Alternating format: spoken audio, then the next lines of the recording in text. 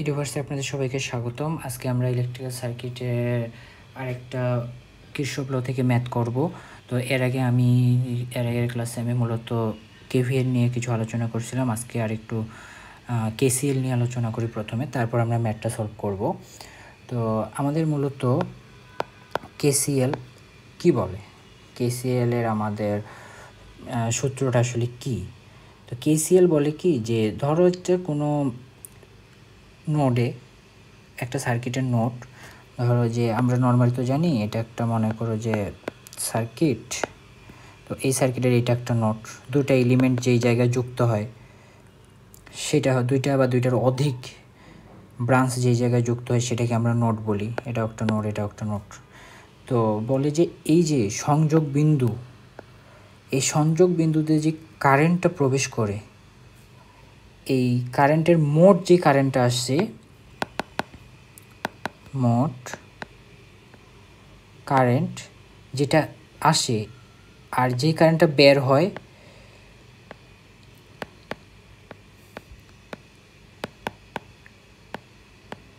হয়, এই কারেন্টের মান সমান হয়।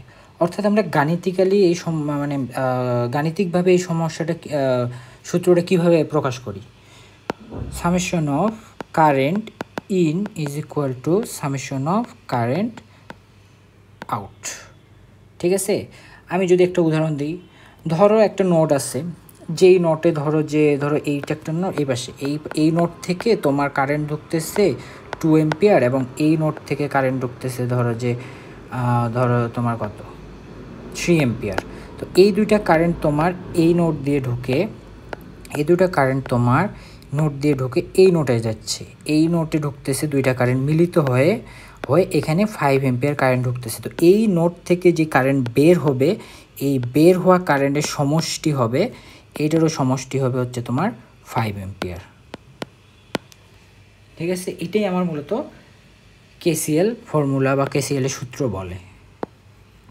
তাই আমরা আবার এই ম্যাথটাতে ব্যাক চাই, যেহেতু আমরা ম্যাথ করবো বলছিলাম। তো এই ম্যাথের জন্য আমি যেটা বলবো, যে এখানে দেখো আমার এই ম্যাথে একটা আননোন পার্ট আসছে, যেটা হচ্ছে এই যে এটা, তোমরা মূলত এটা জানো, একটা ভোল্টেজ সোর্স, এটা একটা ভোল্টেজ সোর্স, এটা resistor,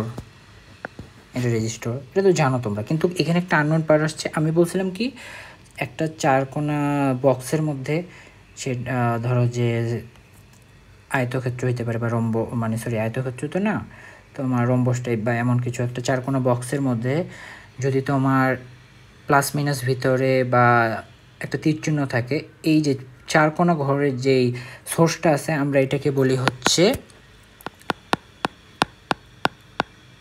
dependent source. What ever, এটাতে যদি প্লাস মাইনাস থাকে তাহলে এটা ভোল্টেজ সোর্স, যদি একটা অ্যারো থাকে তাহলে এটাকে আমরা বলি কারেন্ট সোর্স, ডিপেন্ডেন্ট। কারণ কি, এই সোর্সটা আমার কোনো একটা কিছুর উপর ডিপেন্ড করতেছে। দেখো এখানে কি আছে, 2 ভি নট আমার কথায় আছে এইটা, অর্থাৎ আমার এটার ভ্যালুটা ডিপেন্ড করতেছে এটার উপর, তাই আমরা এটাকে ডিপেন্ডেন্ট সোর্স বলি। তো এই ধরনের যখন একটা সার্কিটে ডিপেন্ডেন্ট সোর্স আসবে, তখন আমরা কিভাবে মূলত করতে পারি সলভ। ঠিক আছে, তাহলে আমরা এটা কিভাবে করব, এটা আমরা এইভাবে করব, যে আমরা প্রথমে দেখব যে আমার কি কি এলিমেন্ট আছে।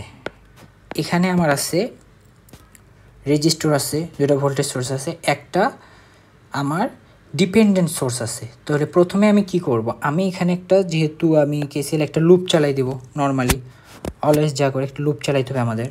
লুপ চালাইলাম, লুপের নাম দিলাম আই। ঠিক আছে, লুপ চালাইলাম, ক্লকওয়াইজ চালাতে পারো বা অ্যান্টি ক্লকওয়াইজ চালাতে পারো, সমস্যা নেই। তুমি মাথায় একটা জিনিস অলওয়েজ রাখবা, যে যখন আমার একটা সার্কিটে 5-6টা বা 4-5টা লুপ আসবে, একের অধিক লুপ আসবে, তুমি যদি ক্লকওয়াইজ লুপ চালাও তাহলে প্রত্যেকটা লুপেই তোমাকে ক্লকওয়াইজ চালাইতে হবে। যদি তুমি ধরো যে অ্যান্টি ক্লক চালাও, তাহলে তোমাকে প্রত্যেকটাই অ্যান্টি ক্লকওয়াইজেই যাইতে হবে। তুমি কখনো একটা সার্কিটে অনেকগুলো লুপ থাকলে তুমি একটা ক্লকওয়াইজ একটা অ্যান্টি ক্লকওয়াইজ করতে পারবা না, অর্থাৎ তোমাকে যে কোনো একটা চুজ করতে হবে। তো আমি এখানে একটা loop চালাইলাম।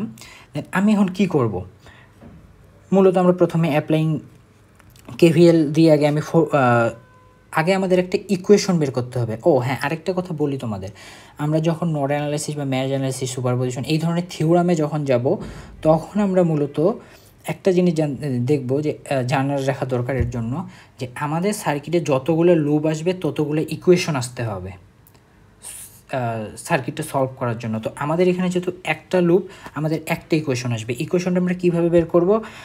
Either KVL or either KCL apply করতে পারো। তো এই ক্ষেত্রে আমাদের কেভিএল ইজি হবে বেশি। তো আমরা অ্যাপ্লাইং কেভিএল, ঠিক আছে, অ্যাপ্লাইং কেভিএল যদি করি আমি দেখো আইটা প্রথমে ভোল্টেজ সোর্সের কিসে পাচ্ছে? মাইনাস সাইড, তাহলে -12। আমি কি বলছি যে আমাদের সোর্স যেগুলো আছে এই সোর্সের ক্ষেত্রে, কারেন্ট সোর্স বা ভোল্টেজ সোর্সের ক্ষেত্রে আমরা আই অ্যাড করব না, শুধুমাত্র রেজিস্টর, ক্যাপাসিটর, ক্যাপাসিটর, তারপরে হচ্ছে ইন্ডাক্টর, এগুলোর ক্ষেত্রে আমরা আই অ্যাড করব। দেন আমরা পাইছি কাকে? একটা রেজিস্টরকে।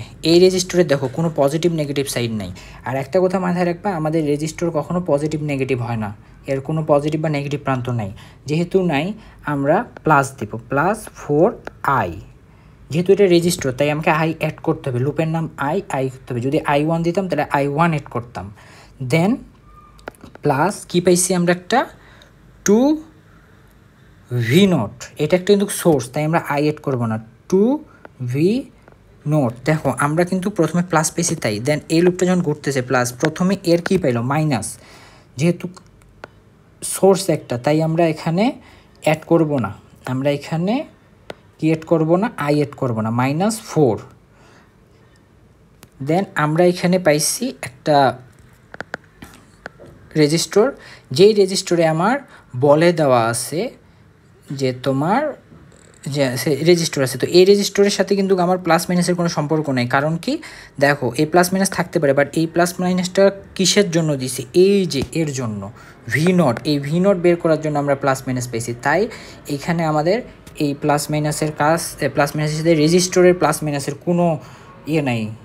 সো আমরা এটা নর্মালি প্লাস দিয়ে আমরা লিখব 6i = আমার কেভিএল সূত্র কী বলে? 0 হবে।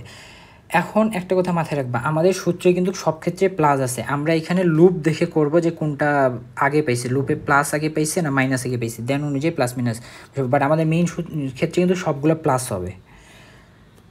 এটাও প্লাস ছিল, কিন্তু এখানে আমরা আগে মাইনাস পাইছি 4-এর ক্ষেত্রে, তাই আমাদের মাইনাস, প্লাস মাইনাসে মাইনাস হয়ে গেছে। দেন আমরা এই কোয়েশনটা পাইছি। এখানে আমাদের দেখো যে আমাদের আননোন পার্ট কিন্তু একটা আছে, যেটা হচ্ছে V0। এই V0-এর ভ্যালু আমরা V0টাকে যদি আমরা না সরাইতে পারি, তাহলে কিন্তু আমরা আই এর ভ্যালু এখান থেকে পাবো না, এই আই এর ভ্যালু আমরা পাবো না। তো আমরা কি করব? ইকুয়েশনটাকে ছোট করে নিই। কি করি?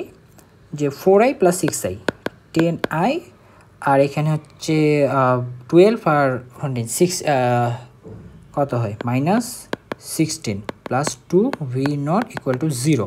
আমরা এখন V0 ফাইন করব। আমরা V0 কীভাবে ফাইন করব? আমরা V0 ফাইন করব ওহম সূত্র অ্যাপ্লাই করে। তাহলে APPLYING applying Ohm's law.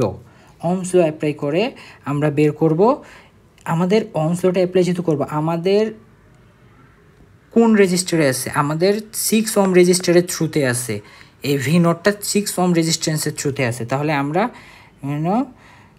6 Ohm's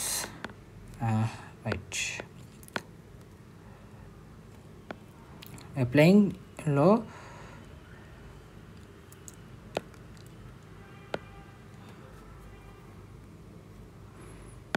two the 6 ohm resistor gives. 6 ohm রেজিস্টরের থ্রুতে গিভস আমাদের কি করতেছে? আমাদের এখানে দেখো যে V0-এর ভ্যালু কত? V0 হচ্ছে তোমার 6, V0 = 6। কিন্তু আমার কোশ্চেন হলো, দেখো লুপে আগে কি পাচ্ছে? মাইনাস, তাহলে -6। V0 = -6। কি লুপ কোনটা?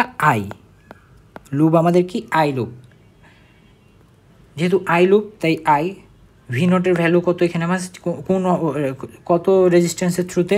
6 ওহম রেজিস্ট্যান্সের থ্রুতে। তাই আমাদের V0 কত? 6 আসবে। V0 = 6। কিন্তু প্রথমে লুপে কি পাইছে? ভি মাইনাস, এই মাইনাস সাইন পেয়েছে, ভি এর এই মাইনাস সাইন পেয়েছে, দেন আমার মাইনাস সাইন পেয়েছে তাই মাইনাস, দেন লুপের কোন লুপে আমরা কাজ করতেছি, আই লুপ, দেন আই। তাহলে আমরা ভি নোটের ভ্যালু যেহেতু পেয়ে গেছি, তাহলে আমরা এই ভি নোটের ভ্যালুটা আমরা কোথায় দিব, এখানে অ্যাপ্লাই করে দিব, এই ভি নোটের ভ্যালুটা এখানে অ্যাপ্লাই করে দিব। তাহলে অ্যাপ্লাই করলে আমরা কী পাই দেখো, যেহেতু আমার এই ইকুয়েশনটা ছোট, আমি এই ইকুয়েশনটিতে কনভার্ট করে দিই। 10i minus 16 plus 2 into minus 6i is equal to 0 কত হয়, তাহলে আমি একবারই ক্যালকুলেশন করতেছি, ক্যালকুলেশন করলে কত আসে,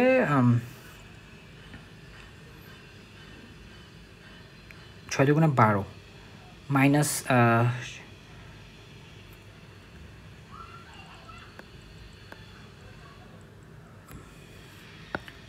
10i minus 12i is equal to 16, 2i is equal to 16, i is equal to কত আছে -8 অ্যাম্পিয়ার। আমার কিসের মান চাইছে, determine the V naught and I. তাহলে আমি যেহেতু আই পেয়ে গেছি, আই এর ভ্যালু যদি আমি এখানে ইনপুট করে দিই, তাহলে আমার কি আসে, এখানে ইনপুট করে দিলে আমি পাই যাই না, V naught is equal to -6 into -8, তাহলে কত আসে 48, 48 প্লাস মাইনাস মাইনাসে প্লাস 48 ভোল্ট। তাহলে আমার I is equal to -8 ampere and V is equal to এত ভোল্ট। That's it. আমরা এইভাবে করব যখন আমাদের ডিপেন্ডেন্ট সোর্স আসবে, এটাই। তো আমরা প্রথমে কি করছি, যে আমরা প্রথমে হচ্ছে তোমার সার্কিটটাতে লুপ কেভিএল অ্যাপ্লাই করছি, কেভিএল অ্যাপ্লাই করে একটা ইকুয়েশন রেডি করছি। এই ইকুয়েশনে আমাদের একটা আননোন ভ্যালু ছিল ভি নট, কারণ আমাদের এখানে একটা ডিপেন্ডেন্ট সোর্স ছিল। দেন আমরা লমস ও অ্যাপ্লাই করে 6 ওহম রেজিস্ট্যান্সের থ্রুতে ভি নোটের মান বের করছি, V note is equal to 6, যেহেতু আই লুপের মধ্যে ছিল তাই আই, প্রথমে মাইনাস পেয়েছে লুপে তাই মাইনাস, দেন আমরা এই ভি নোটের ভ্যালুটা ইনপুট করছি কেভিএলে যে ইকুয়েশনটা পেয়েছি এই ইকুয়েশনে, 1 নম্বর ইকুয়েশনে, দেন ওখান থেকে আমরা আই এর ভ্যালু ক্যালকুলেট করছি। দেন আই এর ভ্যালু যদি আমরা ভি নোটে বসাই দিই, তাহলে আমরা ভি এর মান ভি নোটের ভ্যালু পেয়ে গেলাম। তাহলে এটাই হচ্ছে আমাদের ম্যাথের ক্যালকুলেশন। তো তোমাদের যদি কারো কোনো কোশ্চেন থাকে আমাকে অবশ্যই কমেন্ট করে জানাবা। আমি যেহেতু নতুন, আরও সামনে ভালো করার ট্রাই করব, আমার ল্যাকিংসগুলো তোমরা বলবা, ঠিক করার ট্রাই করব। তো আজকের মতো সবাইকে ধন্যবাদ, দেখা হবে নেক্সট